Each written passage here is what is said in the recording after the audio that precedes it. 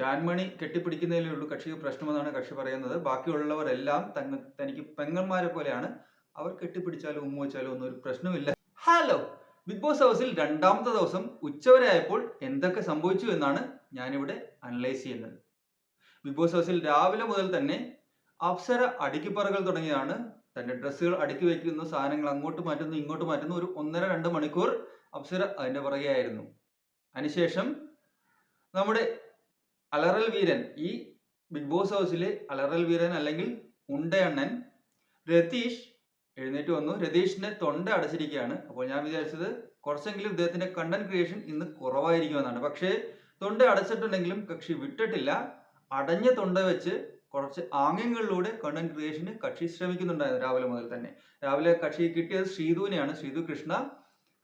ആ കുട്ടിയുടെ അടുത്ത് എന്തൊക്കെയോ പറയുന്നുണ്ടായിരുന്നു, വാഴ വെട്ടുന്ന കാര്യം, വാഴക്കുലയുടെ കാര്യം, അങ്ങനെ എന്തൊക്കെയോ പറഞ്ഞ് അവിടെയും കണ്ടന്റ് ക്രിയേഷനുള്ള മനോഹരമായ ശ്രമങ്ങൾ നടത്തുന്നുണ്ടായിരുന്നു. അതിനുശേഷം മോർണിംഗ് ടാസ്കിന് ശേഷം ജാൻമണിയുമായിട്ട് വഴക്കിട്ടു. ജാൻമണിയുമായിട്ട് വഴക്കിടുന്നതിന് മുമ്പ് ചൂടുവെള്ളമൊക്കെ കുടിച്ച് കക്ഷിക്ക് തൊണ്ട ശരിയാക്കി എടുക്കാൻ സാധിച്ചു. അതുകൊണ്ട് തന്നെ കണ്ടന്റ് ക്രിയേഷനുള്ള അവസരവും കക്ഷി കിട്ടി. ഇന്നത്തെ മോർണിംഗ് ടാസ്ക് സുരേഷ് കുമ്പിടിയായിരുന്നു. അതായത് സുരേഷ് മേനോൻ കുമ്പിടി എന്ന ഒരു കൈനോട്ടക്കാരനായിട്ടാണ് വന്നത്. കക്ഷി അത് മനോഹരമായിട്ട് തന്നെ ഹാൻഡിൽ ചെയ്തു. നല്ല എന്റർടൈനിങ് ആക്കാൻ സുരേഷിന് കഴിഞ്ഞിട്ടുണ്ട്. കക്ഷി അല്ലെങ്കിൽ ഒരു മിമിക്രി ആർട്ടിസ്റ്റ് ഒക്കെയാണ്. ഇവിടെ വന്ന് നെർവസ് ആയിരുന്നു, കുറച്ച് ഇൻട്രോവേർട്ട് ആയിരുന്നു. എങ്കിലും ഇന്ന് കുറച്ച് മുന്നിലേക്ക് വരാൻ സുരേഷിന് സാധിച്ചിട്ടുണ്ട്. ചിലപ്പോൾ സുരേഷ് പിന്നാക്കം പോകുന്നു എന്ന് തോന്നിയതുകൊണ്ടാവാം ബിഗ് ബോസ് ഈ ടാസ്ക്, ഈ മോർണിംഗ് ടാസ്ക് സുരേഷിനെ തന്നെ ഏൽപ്പിച്ചത്. കക്ഷി അത് നല്ല രീതിയിൽ തന്നെ കൈകാര്യം ചെയ്തു. അതിൽ ജിൻഡോയുടെ കൈ നോക്കിയപ്പോൾ പറഞ്ഞ ഒരു കാര്യം നല്ല രീതിയിൽ എനിക്ക് സ്ട്രൈക്ക് ചെയ്തു. അദ്ദേഹം ജിൻഡോയോട് പറഞ്ഞത്, കയ്യിലെ മസിൽ ബൈസെപ്സ് ചൂണ്ടിക്കാണിച്ചിട്ട് പറഞ്ഞത്, ബുദ്ധി ഇവിടെയല്ല എന്നാണ്. അതായത് നിങ്ങൾ മസിൽ മാത്രമല്ല ബുദ്ധിയും ഉപയോഗിച്ച് കളിക്കൂ എന്നാണ് സുരേഷ് ഉദ്ദേശിച്ചത്. കാരണം ജിൻഡോയെ പറ്റി ഞാൻ മുമ്പ് പറഞ്ഞ പോലെ പല കാര്യങ്ങളും ചൈൽഡിഷ് ആയി പോകുന്നു. പല ചിന്തകളിലേക്കും കക്ഷിക്ക് എത്താൻ സാധിക്കുന്നില്ല. ഒരു ശക്തി കൊണ്ട് മാത്രം കളിക്കാൻ ഉദ്ദേശിച്ചു വന്നത്, അല്ലെങ്കിൽ ശക്തി മാത്രമാണ് ഈ ഗെയിമിന്റെ ആധാരം എന്ന ചിന്തയിലാണ് ജിൻഡോ എന്ന് തോന്നുന്നു. ബുദ്ധി വേണ്ട രീതിയിൽ ഉപയോഗിക്കുന്നതായിട്ട് കണ്ടിട്ടില്ല. എന്തായാലും സുരേഷ് അത് വ്യക്തമായിട്ട് തന്നെ ജിൻഡോയോട് പറഞ്ഞിട്ടുണ്ട്. ജിൻഡോയ്ക്ക് അത് മനസ്സിലാവില്ല എന്നുള്ള കാര്യം സംശയമാണ്. അത് തന്നെ സുജോയും പറയുന്നുണ്ടായിരുന്നു. സുരേഷ് ജിൻഡോയോട് പറഞ്ഞ കാര്യം ജിൻഡോയ്ക്ക് മനസ്സിലായോ ഇല്ലയോ എന്നുള്ളതും സംശയമാണ്. അപ്പൊ മോർണിംഗ് ടാസ്ക് ഒക്കെ കഴിഞ്ഞപ്പോഴാണ് നമ്മുടെ രതീഷ് കുമാറിന് മനസ്സിലായത് ഇനി തന്റെ ഊഴമാണ്, കണ്ടന്റ് ക്രിയേഷനുള്ള ഊഴമാണ്. അപ്പോഴത്തേക്ക് ഞാൻ മുമ്പ് പറഞ്ഞ പോലെ തൊണ്ടയൊക്കെ ശരിയായി വന്നിട്ടുണ്ടായിരുന്നു. അപ്പോഴേക്കും കക്ഷി പണി തുടങ്ങി. ജാൻമണി ഇന്നലെ കക്ഷിയെ പിന്നിൽ നിന്ന് കെട്ടിപ്പിടിക്കാൻ ചെന്നു എന്നാണ് രതീഷിന്റെ പ്രശ്നം, രതീഷിന്റെ കംപ്ലൈന്റ്. അത് സോൾവ് ചെയ്യാനായിട്ട് ക്യാപ്റ്റനായിട്ടുള്ള അർജുൻ ശ്രമിക്കുന്നുണ്ടായിരുന്നു. അവിടുന്ന് സോൾവ് ആയി എന്നുള്ള രീതിയിലാണ് രതീഷ് എഴുന്നേറ്റ് പോയത്. അപ്പോൾ റൂമിൽ ചെന്നതിന് ശേഷമാണ് അദ്ദേഹത്തിന് തോന്നിയത്, അങ്ങനെ അങ്ങ് സോൾവ് ആയാൽ കണ്ടന്റ് ക്രിയേഷൻ എന്ത് ചെയ്യും? അപ്പോൾ പിന്നെ റൂമിലിരുന്ന് പിന്നെയും ആ കാര്യങ്ങൾ ഒരു 150 തവണ കക്ഷി റിപ്പീറ്റ് ചെയ്തു. അതോടൊപ്പം മേമ്പൊടി പോലെ കരച്ചിലും കൂടി ഇട്ടു. തന്റെ ഫാമിലിയെ കൂടി അങ്ങോട്ട് വലിച്ചിഴച്ചു. താൻ ഒരു സ്ത്രീപക്ഷവാദിയാണ് എന്ന് കാണിക്കാനുള്ള ശ്രമങ്ങളും രതീഷ് നടത്തുന്നുണ്ടായിരുന്നു. തനിക്ക് 2 പെൺമക്കളാണ്, തനിക്ക് ഭാര്യയുണ്ട്, അമ്മയുണ്ട്, അതാണ് ഇതാണ് അങ്ങനെയൊക്കെ പറഞ്ഞ് എന്തൊക്കെയോ എവിടേക്കോ കൊണ്ടുപോവുകയായിരുന്നു കാര്യങ്ങളെ. ജാൻമണി ഒരു സ്ട്രേറ്റ് ഫോർവേഡ് ആയിട്ടുള്ള സ്ത്രീ ആയിട്ടാണ് എനിക്ക് ഇതുവരെ തോന്നിയിട്ടുള്ളത്. അവർ മനസ്സാ വാച അറിയാത്ത കാര്യങ്ങൾ ഇതിലേക്ക് വലിച്ചിഴക്കുകയാണ് രതീഷ് ചെയ്തത്. അങ്ങനെ കണ്ടന്റ് ക്രിയേറ്റ് ചെയ്തുകൊണ്ട് ഇവിടെ മുന്നോട്ട് പോകാൻ പറ്റുമോ എന്നുള്ള കാര്യം എനിക്ക് സംശയമുണ്ട്. രതീഷ് വിചാരിക്കുന്നത് ഇല്ലാത്ത കാര്യങ്ങളെ ഊതി വീർപ്പിച്ച് എന്തെങ്കിലുമൊക്കെ ഇഷ്യൂ ഉണ്ടാക്കിയാൽ ഇവിടെ നിലനിൽക്കാം എന്നായിരിക്കാം. അങ്ങനെ ആകുമ്പോൾ പ്രേക്ഷകർ അത്തരം ആൾക്കാരെ കൈയൊഴിയുള്ളൂ. കൂടുതൽ ഇറിറ്റേറ്റ് ചെയ്യുന്നവരെ പ്രേക്ഷകർക്ക് താങ്ങേണ്ട ആവശ്യമില്ല, പ്രേക്ഷകർക്ക് സഹിക്കേണ്ട ആവശ്യമില്ല. ഒരു കാര്യം തന്നെ രതീഷ് 1000 തവണ റിപ്പീറ്റ് ചെയ്യുന്നുണ്ടായിരുന്നു, അതും അലറിക്കൊണ്ട്.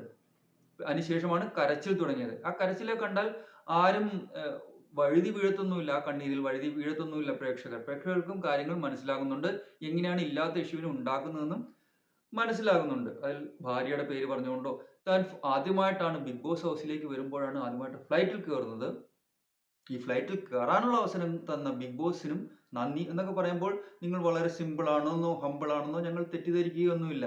ഞങ്ങൾക്കും കാര്യങ്ങൾ മനസ്സിലാകും. നിങ്ങൾ എങ്ങനെയാണ് ഞങ്ങളെ മാനിപ്പുലേറ്റ് ചെയ്യാൻ ശ്രമിക്കുന്നതെന്നും മനസ്സിലാകും. എന്തായാലും അതിനെല്ലാം ശേഷം ഷീതുവിനോട് രതീഷ് പറയുന്നുണ്ടായിരുന്നു, ഇതെല്ലാം എൻ്റെ പ്ലാൻ ആയിരുന്നു. അപ്പോൾ നമ്മൾ ആരായി? അനീഷൻ പറയുന്നു, ഐ ആം ദ വിന്നർ എന്ന്. ഏത് വിധത്തിലാണ് താങ്കൾ വിന്നർ ആയത്? ഞങ്ങൾ ഇതെല്ലാം കാണുന്നവരാണ് പ്രേക്ഷകർ. 24 മണിക്കൂറും കാണുന്നവരുണ്ട്, അല്ലെങ്കിൽ 1 മണിക്കൂർ കാണുന്നവരുണ്ട്. എന്തായാലും എല്ലാവർക്കും കാര്യങ്ങൾ മനസ്സിലാവും. അതുപോലെ തന്നെ ബിഗ് ബോസ് ഹൗസിലുള്ളവർക്കും ആൾറെഡി മനസ്സിലായിട്ടുണ്ട് ഇദ്ദേഹം കണ്ടന്റ് ക്രിയേഷന് വേണ്ടിയുള്ള പരിപാടിയാണ് ചെയ്യുന്നതെന്ന്. എന്നാൽ അതേസമയം തന്നെ സിജോ പറയുന്നുണ്ടായിരുന്നു, നമ്മൾ അറിയാതെയെങ്കിലും അയാളുടെ കാര്യം തന്നെയാണ് പറഞ്ഞുകൊണ്ടിരിക്കുന്നത്. അതായത് അയാൾക്ക് കൂടുതൽ ക്യാമറ സ്പേസ് കിട്ടുകയാണ്. മോർണിംഗിൽ ഒരു ഡിസ്കഷൻ നടക്കുന്നുണ്ടായിരുന്നു റോക്കിയും സുരേഷും ഋഷിയുമായിട്ട്. അപ്പോൾ റോക്കിയോട് സുരേഷ് പറയുന്നത് ഇദ്ദേഹം രതീഷ് ഒരു അണ്ടർ കവർ ഏജന്റ് ആണ്, അതായത് ബിഗ് ബോസിന്റെ ചാരനാണ് എന്നാണ് അദ്ദേഹത്തിന്റെ സംശയം. കാരണം ബിഗ് ബോസ് ആ രീതിയിലാണ് രതീഷിനെ പ്രൊമോട്ട് ചെയ്യുന്നത്. രതീഷ് ഒരു ജോക്കറെ പോലെ അഭിനയിച്ചിട്ട് തങ്ങളുടെ ഇടയിൽ പ്രശ്നങ്ങൾ ഉണ്ടാക്കാനും അല്ലെങ്കിൽ തങ്ങളുടെ രഹസ്യങ്ങൾ ചോർത്താനും വേണ്ടി വന്ന വ്യക്തിയാണ് എന്നാണ് സുരേഷ് പറയുന്നത്. അതേ കാര്യം തന്നെ റെസൊനേറ്റ് ചെയ്യുന്നുണ്ട് റോക്കിയും പറയുന്നത് എനിക്കും അങ്ങനെ തോന്നുന്നുണ്ട്. അത് അയാൾ ജോക്കറാണ് എന്ന് കാണിക്കാനാണ് ഞാൻ ഇന്നലെ 2-3 തവണ അയാളുടെ മൂക്കിൽ തൊട്ടതെന്നാണ്. അതൊക്കെ അപ്പോഴുണ്ടാക്കിയ കഥയാവാനേ സാധ്യതയുള്ളൂ. എന്തായാലും ഇങ്ങനെ മറ്റു പണിയൊന്നും ഇല്ലാതിരിക്കുമ്പോൾ ഇത്തരം തിയറീസ് ഒക്കെ ഉണ്ടാവുന്നത് സ്വാഭാവികമായിട്ടുള്ള കാര്യമാണ്. അതിൽ അത്ഭുതങ്ങളൊന്നുമില്ല.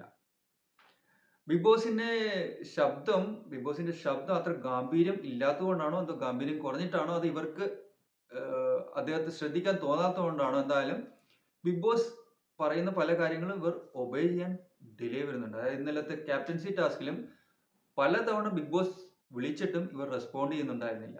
അതുപോലെ തന്നെ ഇന്നും ബാറ്ററി മാറ്റാൻ വേണ്ടി ബിഗ് ബോസ് അനൗൺസ് ചെയ്തിട്ടും പലരും പോയിട്ടുണ്ടായിരുന്നില്ല. അതുകൊണ്ട് റിപ്പീറ്റ് ആയിട്ട് അനൗൺസ് ചെയ്യേണ്ടി വന്നു ബിഗ് ബോസിന്. ഇങ്ങനെയൊക്കെ ആണെങ്കിൽ ബിഗ് ബോസും അതിന് വേണ്ട നടപടികൾ സ്വീകരിക്കാൻ സാധ്യതയുണ്ട്. അപ്പോൾ ഇതിനിടെ ഗബ്രിയും ജാസ്മിനുമായിട്ടുള്ള ഒരു ലവ് ആംഗിൾ ക്രിയേറ്റ് ചെയ്യാൻ ചിലരെങ്കിലും ശ്രമിക്കുന്നുണ്ട്. രതീഷ് അത് തമാശയായിട്ട് പറയുകയും ചെയ്തു. ഒരു ലവ് ആംഗിൾ അല്ലെങ്കിൽ ഒരു റൊമാൻറ്റിക് ആംഗിൾ ബിഗ് ബോസ് ഹൗസിൽ വരുന്നത് ബിഗ് ബോസിനും താല്പര്യമുള്ള കാര്യമാണ്. കാരണം അങ്ങനെ ഒരു ആംഗിൾ വരുമ്പോൾ ഈ പ്രോഗ്രാമിന് കൂടുതൽ റീച്ച് കിട്ടും.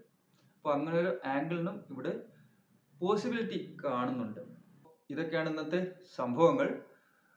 രതീഷിന്റെ കോണ്ടന്റ് ക്രിയേഷൻ ആയിരുന്നു മെയിൻ.